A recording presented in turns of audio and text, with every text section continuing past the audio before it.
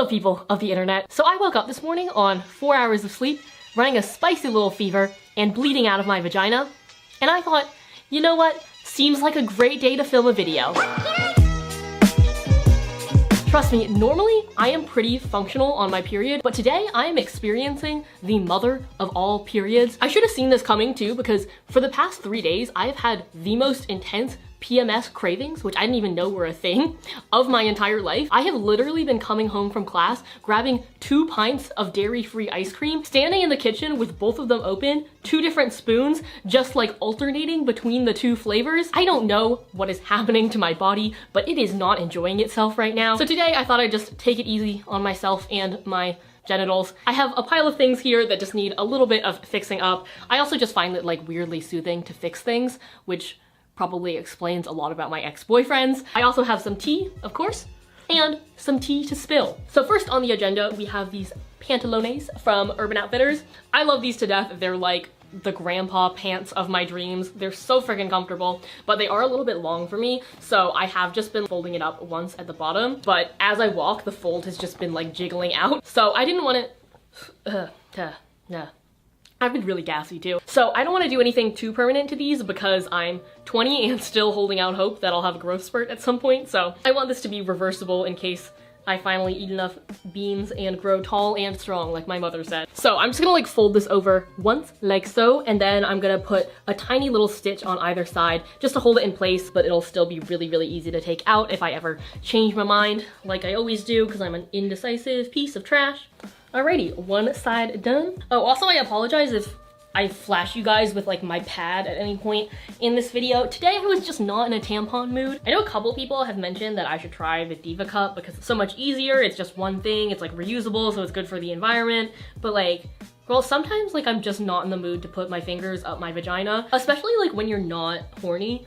It really sucks to put your fingers up there, you know what I'm saying? I don't wear tampons that regularly, but whenever I do, I have to like zhuzh around there a little bit to like get myself turned on before I put it up because otherwise it's just gonna be too painful. Real talk, I actually used to feel like so much shame about masturbation because I've been kind of like humping things since I was probably like 12. I didn't really like understand what I was doing. But like eventually I did figure out it was a sexual thing, and then I just felt super, super shitty about it. I don't know if sex ed is different now, but I remember when I was in 6th grade, they separated all of the guys and the girls, and they took the guys outside and they talked to them about masturbation, and all of the girls sat inside the classroom and they just left us alone and didn't tell us shit. Admittedly, I know that guys figure out that masturbation is a thing before girls, but I can't believe they just fucking left us in the dark and then they never told us about it later, like. All right, here we go. The pants are finished. Oh, what craftsmanship. Ba-bam. Look at that hem. Oh yeah, gotta love me a good, sexy grandpa pant. And now I can like walk around and they won't fall down or anything like that. I feel like that was just a really sexual moment for everybody who has a foot fetish, but we're gonna move on now. Okay, next on the agenda, we have this leopard print skirt. I have mixed feelings about the leopard trend that's happening right now, but I figured, you know, why not? I'll buy a little something and experiment. This skirt gives me a little bit of caveman vibes, but I feel like if I pair it with a black t-shirt or something, it won't look too Flintstones. So when this skirt arrived, it was a little bit too long for me. So I don't know if you can see here, but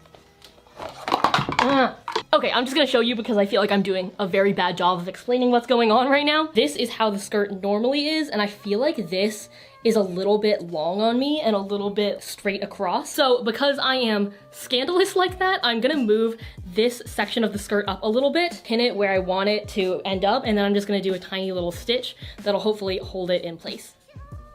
I really hope that made sense. So here is what it looks like pinned, so it'll be a little bit shorter. Alrighty, what is next on the agenda, kiddos? Let's talk about period sex, shall we? I have actually never had period sex. Let me know you guys' thoughts below. I'm definitely not opposed to it. I just never dated a guy who was around me during my period because we didn't live that close together. My question is, at the end, is there just kind of like a puddle of blood on whatever poor towel you've laid out? Does your vagina liquids kind of prevent the blood from coming out? I don't know. Maybe I'll find out one day. Here is what the finished product looks like. There's no good angle to show this. I think it turned out quite well. Love that. It's got like just a subtle bit of a V action going on down there. I don't know why this video is so sexual, guys. Next, we have probably our most intense repair of the day, which is more of an alteration. Basically, I got this really cute dress from Urban, but it is kind of too long for me. Should probably try it on. This is turning into a lot of work, okay? I wanted this video to be low effort. It's a little bit saccular. So I already tried this on earlier and I marked with a safety pin where I wanted the hem to end. I'm just gonna fold it over and do a quick little hem. And I'm not gonna use my sewing machine because I'm honestly like too lazy to get that out right now. It's like a whole project. So I'm just gonna do an invisible stitch. Plus it'll be like really easy to undo if I realize that I fucked up. Or again, if I have a growth spurt. Really holding out hope. So as most of you guys know, I'm back in school now. Although I never really left school, I just had a thick like 3.5 month summer. I am taking this producing class and I am so goddamn over it. This guy is probably like 85. He is close to the grave and he is teaching our TV class, which for the most part is pretty interesting. But not a single day goes by when he doesn't shit on digital media. I have to read this entire book called Television is the New Television, which is about how digital media is like failing and television will always succeed, which is some bullshit. That author is so goddamn sassy. Yeah. Recently, one of our guest lecturers, who was a reality TV producer, proudly showed us this clip of a TV show he made in which little people competed in sports against animals. We sat in class for 5 minutes and watched this relay race of 4 little people against a single camel.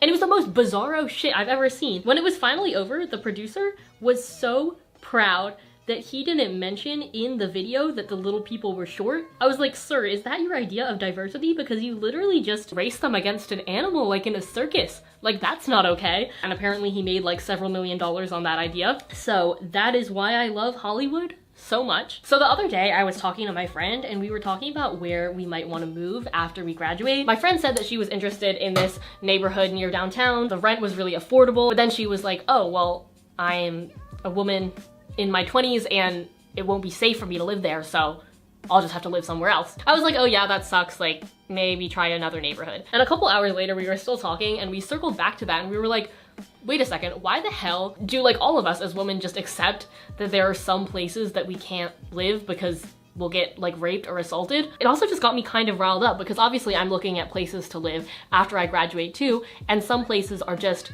off the map because I'm not going to be able to go outside at night or even alone during the afternoon and be able to not get like sexually harassed walking down the street. I don't know, I just like wish that I could go outside alone when I wanted to, at whatever time of day I wanted to, and feel like I wasn't going to die.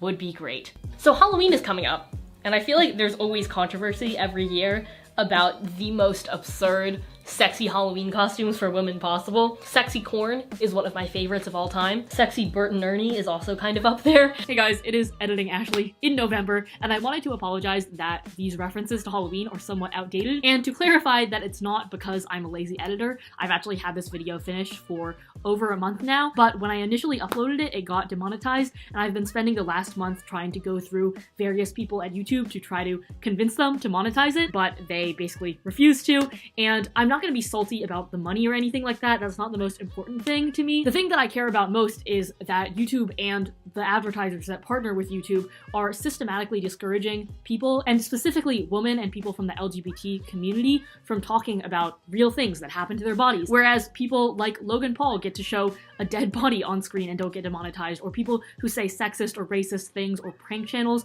that go way too far, that stuff is socially acceptable, but talking about something that is safe and normal, like periods and masturbation, isn't, is really frustrating to me. I know that YouTube has to answer to advertisers, and advertisers have to answer to the general public, but I just wish that the content that I made and my salary off of that wasn't beholden to just the lowest common denominator of what is socially acceptable. Anyways, back to the video.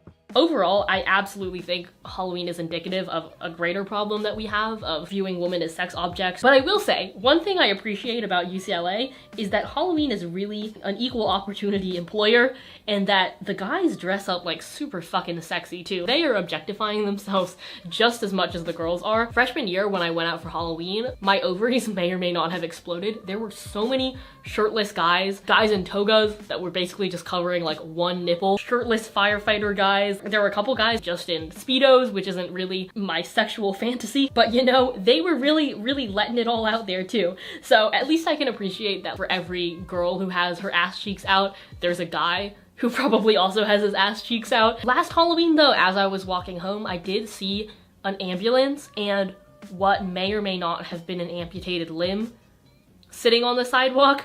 So I'm really hoping that it was a fake limb and some fake blood, but I did not bother looking closer. Stay safe this Halloween, kids. Can we also talk about how weird it was that your parents and your teachers were so paranoid that strangers were gonna poison your candy? I feel like if you were going to be a mass child murderer, you'd come up with something more creative than flipping some rat poison in a fucking Snickers bar, okay? Every single year we'd have like a half-an-hour lecture about how you shouldn't eat any candy that had been opened on one side. Maybe my hometown just had like a dark history of kids dying by Halloween poisoning. It always seemed like they were trying a little too hard. You know how there's always that one fucking dentist or like health buff that gives you pretzels instead of candy on Halloween? Or God forbid they give you a toothbrush? That's not the goddamn point of Halloween, is it? Actually, to be fair, now that I'm in college, I would be genuinely grateful if somebody handed me a toothbrush at any time of the year. Those things cost like $3 and I have to buy it for my fucking self? No thank you, sir. Okay, oh god, you can kind of see my underwear. I think it turned out quite well, if I may say so myself. I'm actually just gonna wear this dress for the rest of this video because that long sleeve t-shirt was making me real sweaty and it's not a good combination with the fever. Hopefully I won't flash you guys, but if I do, you can just deal with it. All right, and our final DIY. We just have this cashmere sweater that I thrifted like a couple months ago now, and it has a tiny little hole in the front. Should be really simple to just stitch that baby up and get this sweater crack-a-lackin'. So I'm just approaching this hole from the back. That's what he said.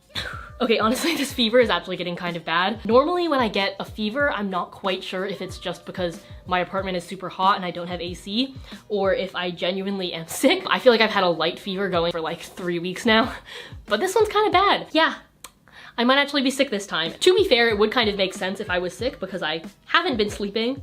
I've also been seeing this guy who had a really bad flu and had to go to the hospital for it, but I only found that out after I made out with his face a lot. So, yeah, I probably fucking have the flu. That would make a lot of sense, actually. Alrighty-o, I'm just gonna tie up this baby. All right, and I don't even know if you guys can see, but there used to be a hole there and the hole is no longer. Fuck it, I'll try this on even though I'm gonna get so sweaty and then I'm gonna have to dry clean this fucking sweater. The things I do for this channel. There we go. looking cute. And with that, that brings us to the end of this bizarro video. This is gonna be a weird one to edit because I just rambled for like 2 hours straight. I don't know if anything I said made sense. I'm kind of in a fever state right now. So have fun editing, Ashley. Love you, girl. Thank you so much for watching as always. I hope you guys had a good time hanging out with me and I'll see you guys next week. Bye.